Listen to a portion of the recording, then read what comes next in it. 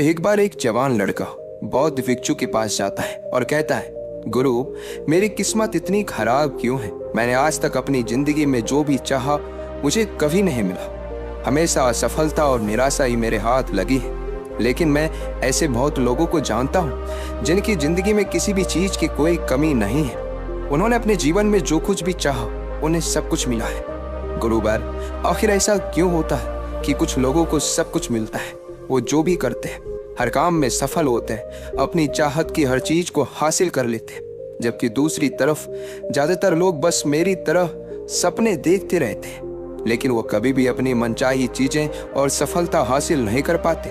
तो आप मुझे कोई ऐसा तरीका बताएं जिससे मैं भी अपने भाग्य को ठीक कर सकूं और मनचाही सफलता हासिल कर सकूं। बौद्ध भिक्षु ने लड़के की पूरी बात ध्यान से सुनी और फिर कहा, तुम जिन सफल लोगों की बात कर रहे हो सकता है कि उनमें से कुछ लोग अपने भाग्य के सहारे सफल हो गए हो, लेकिन ज्यादातर लोग भाग्य के सहारे नहीं बल्कि इसलिए सफल हैं क्योंकि उन्होंने ये सफलता कमाई है। सफलता प्राप्त करने और लगातार सफल बने रहने के लिए इंसान के अंदर कुछ महत्वपूर्ण आदतों और एक विशिष्ट नजरिए का होना बेहद आवश्यक है, जिसके बारे में आज मैं तुम्हें बताने जा रहा हूँ। बस मेरी पूरी बात को अंत तक ध्यान से सुनना। व्यक्ति ने कहा, जी गुरुवर, मैं आपकी पूरी बात को ध्यान से सुनूंगा।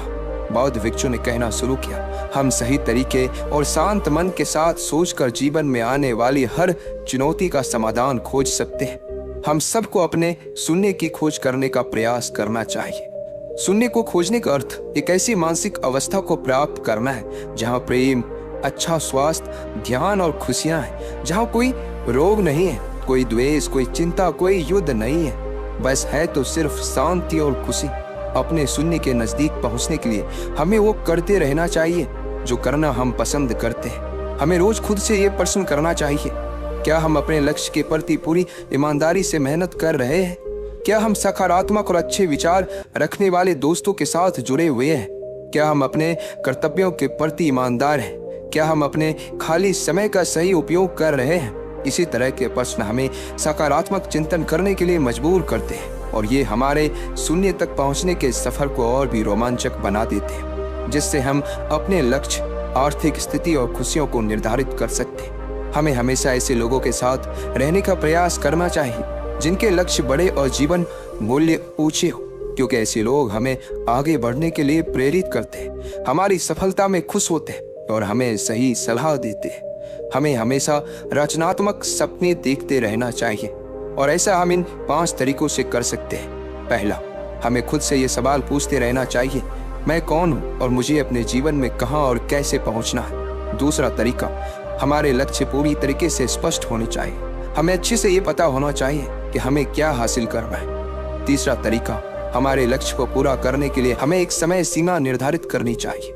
चौथा तरीका, हमें हमारे सपनों के प्रति सकारात्मक और आशापूर्ण दृष्टिकोण बनाए रखना चाहिए। और पांचवा तरीका, हमें हमारे लक्ष्य के प्रति पूर्ण रूप से समर्पित होना चाहिए। हमें खुद के बारे में हमेशा सकारात्मक बातें करनी चाहिए, यहाँ तक कि अकेले में भी हमें खुद से अपने बारे में नकारात्मक बातें नहीं करनी चाहिए, क्योंकि कहे गए शब्दों में बड़ी ताकत होती है। जैसे उत्साहपूर्ण और आशा से भरे शब्द किसी की जिंदगी को बदल सकते हैं, वैसे ही नकारात्मक शब्द किसी की जिंदगी को बर्बाद भी कर सकते हैं। हम कभी भी कुछ नया सीखने या सफल होने के लिए बड़े नहीं होते। सफल होने के लिए हमें चीजों या उचित शिक्षा की नहीं बल्कि एक दृढ़ संकल्प की जरूरत होती है।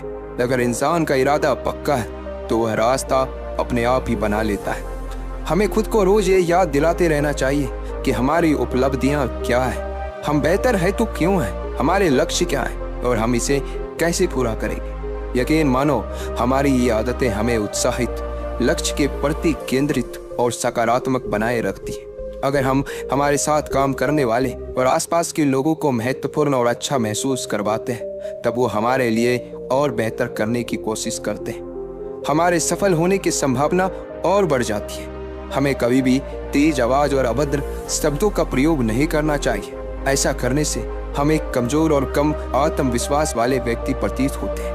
हमारी सफलता का निर्धारण इस बात से नहीं होता कि हम अपने लिए क्या करते हैं, बल्कि इस बात से होता है कि हम अन्य लोगों को प्रेरित करने के लिए क्या करते हैं। हमें सारे काम खुद करने की जरूरत नहीं है, बस हमें वही करना चाहिए जो जरूरी है, बाकी के कामों को उपयुक्त लोगों को बांट देना चाहिए।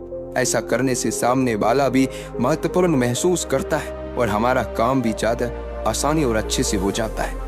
हमें हमेशा जीतने के बारे में सोचना चाहिए, क्योंकि जो जीतने के बारे में सोचता है और विश्वास करता है वही जीतता है। यही जीतने का नियम है और ये ऐसे ही काम करता है। हमें इस बात का ध्यान रखना है कि हम अपने बच्चों के सामने अच्छा व्यवहार करें, क्योंकि एक छोटा बच्चा अपने माँ बाप के व्यवहार को ही एक आदर्श व्यवहार मानता है और उसे ही अपनाने की कोशिश करता है। इसलिए हमें आने वाली पीढ़ी को संस्कारवान बनाने का प्रयास करना चाहिए।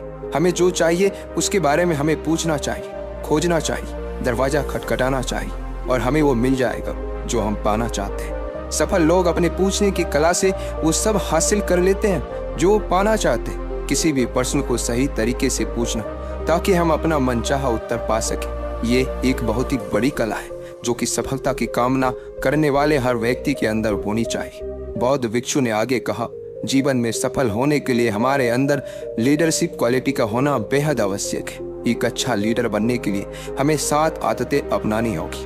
पहले, हमें अपने से जुड़े लोगों की मदद उनकी उम्मीद से बढ़कर करने का प्रयास करना चाहिए। दूसरी आदत, हमें खुद पर और अपने से जुड़े लोगों पर विश्वास करना चाहिए। तीसरा आदत, हमें सही को सही और गलत को गलत बोलने की हिम्मत दिखानी चाहिए। चौथी आदत, जब हमें पता चल जाए कि हम गलत हैं तो हमें तुरंत अपनी गलती स्वीकार कर लेनी चाहिए।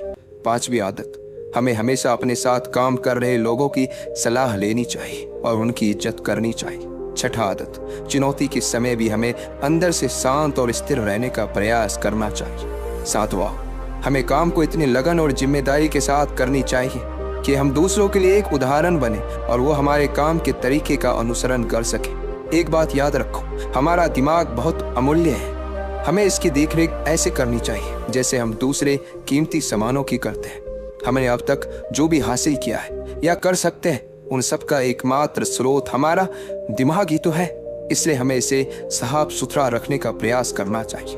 इसके लिए हमें बुरी, दहशत भरी, नफरत भरी और नकारात्मक बातें फैलाने वालों से दूर रहना पड़ेगा और ऐसे लोगों का साथ चाहिए जिनके लक्ष्य बड़े और सोच सकारात्मक हो। हमें कभी भी जिम्मेदारियों से भागना नहीं है, क्योंकि जिम्मेदारी हमें मजबूत और अनुभवी इंसान बनाती है जो कि बाद में हमारी बड़ी सफलता का कारण बनते हैं। हमें हमारे काम के लिए उन लोगों से सलाह लेनी चाहिए जो पहले से ही उस काम में सफल हो चुके या उस क्षेत्र के जानकार हैं, ना कि उस लोगों से जो असफल होकर लोगों के बीच उस काम के प्रति डर फैलाते रहते हैं। हमें हमारे अतीत, वर्तमान और आसपास के लोगों के बारे में हमेशा अच्छा ही बोलना चाहिए। अगर हम किसी के बारे में अच्छा नहीं बोल सकते तो हमेशा चुप रहना चाहिए। हमें कुछ पाने के लिए उससे ज्यादा देने के लिए तैयार रहना चाहिए। हमें दूसरों के साथ वैसा ही व्यवहार करना चाहिए जैसा हम चाहते हैं वो हमारे साथ करें। हमें बिना उनसे कोई उम्मीद रखे लोगों की सहायता का प्रयास करना चाहिए और उस ब्रह्मांड की शक्ति का धन्यवाद अदा करना चाहिए कि उसने हमें मदद करने के लायक बनाया। ऐसा करने से हम अंदर से खुश और अपने काम के प्रति उत्साहित महसूस करते हैं। हमें लोगों को उपहार देने की कला आनी चाहिए। हम सही तरीके से उपहार देकर किसी का भी दिल जीत सकते हैं। उपहार देने के कुछ तरीके हैं जिनके बारे में हमें पता होना चाहिए। फूलों के गुच्छे, महंगे सामान, फलों से भरी टोकरी जैसे उपहारों से भी ज्यादा अगर कुछ सामने वालों के लिए अच्छा होता है तो वो है हमारे अमृत उपहार। जैसे हमारे किसी अपने के पास जाकर उनके साथ थोड़ा समय बिताना, किसी बीमार दोस्त के घर जाकर उसका हालचाल पूछना, हमारी सहायता करने वाले लोगों का सार्वजनिक रूप से धन्यवाद करना। हमें किसी को उपहार देने से पहले उस उपहार को उस व्यक्ति के अनुरूप बनाने का प्रयास करना चाहिए जिसे हम उपहार देने वाले हैं। हमें उपहार देते समय उसकी कीमत पर नहीं बल्कि उपहार लेने वाले का उस उपहार के साथ भावनात्मक लगाव बढ़ाने पर ध्यान देना चाहिए। अगर हम किसी को उपहार देते हैं तब सामने वाले की उम्मीद ही ना हो तो उपहार की कीमत अमूल्य हो जाती है। हम जब किसी को उपहार देते हैं और जब सामने वाले को उम्मीद ना हो तो उस उपहार की कीमत अमूल्य हो जाती है। हमें उपहार देते समय थोड़ा साझा कर देना चाहिए। हमें हमारे साथ काम कर रहे लोगों के विचार, अच्छे सुझाव और उनकी बुद्धिमत्ता की प्रशंसा करनी चाहिए। उन्हें काम से जुड़े मुद्दों पर निर्णय लेने के लिए प्रोत्साहित करते रहना चाहिए। ऐसा करके हम उनके मनोबल को बढ़ाते हैं और खुद को महत्वपूर्ण, उपयोगी व आवश्यक महसूस करते हैं और हमारे प्रति उनका विश्वास और भी बढ़ जाता है। हम दूसरों पर अपना सकारात्मक प्रभाव उसके मन और आत्मा को सही पोषण देकर आसानी से बना सकते हैं। और ऐसा हम उनकी सुंदरता, पहनावे, कामयाबी, घर के सामानों आदि की सच्ची प्रशंसा करके और उनके घर परिवार के बारे में बातचीत करके कर सकते हैं। जब हम किसी को बोलने के लिए प्रोत्साहित करते हैं और उन्हें ध्यान से सुनते हैं, फिर चाहे वो अपनी सफलता के बारे में बता रहे हो या फिर अपनी समस्या के बारे में, हमें उनको ध्यान से सुनना है। उन्हें अच्छा महसूस होगा इससे, और ऐसा करके हम उनका विश्वास और समर्थन दोनों जीत सकते हैं। हमारी लोगों को ध्यान से सुनने की आदत हमें उनकी नजरों में प्रभावी और गंभीर बनाती है।